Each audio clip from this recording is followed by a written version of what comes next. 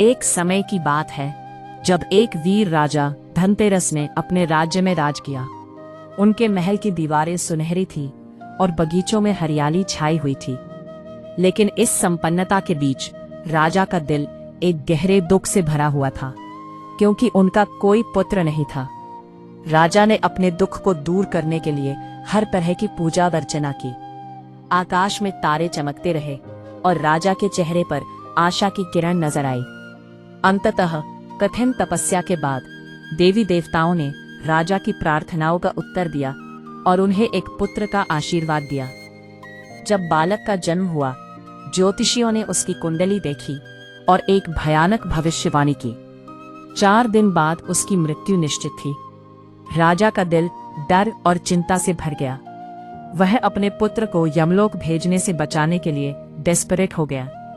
राजा ने अपने जवान राजकुमार का भेष बदलकर उसे एक निर्जन स्थान पर भेजने का निश्चय किया, जहां किसी स्त्री की परछाई भी न पड़े।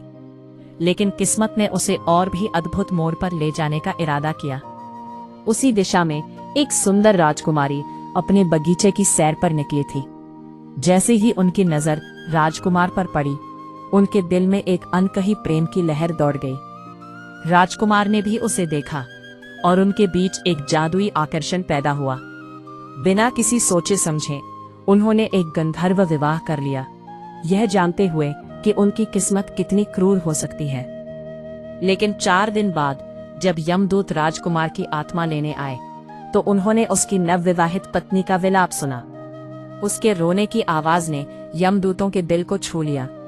एक यमदूत ने यमराज से विनती की, क्या कोई उपाय है जिससे मनुष्य अकाल मृत्यु के लेख से मुक्त हो जाए? यमराज ने दूत से कहा, जो प्राणी कार्तिक कृष्ण पक्ष की रात को मेरे लिए दीप जलाकर दक्षिण दिशा में भेंट करेगा, उसके मन में कभी अकाल मृत्यु का भय नहीं रहेगा। यही कारण है कि अब धनतेरस पर लोग अपने घरों के बाहर दक्षिण दिशा की ओर दीप जलाते हैं, ताकि वे हमेशा इस डर से मुक्त रहे।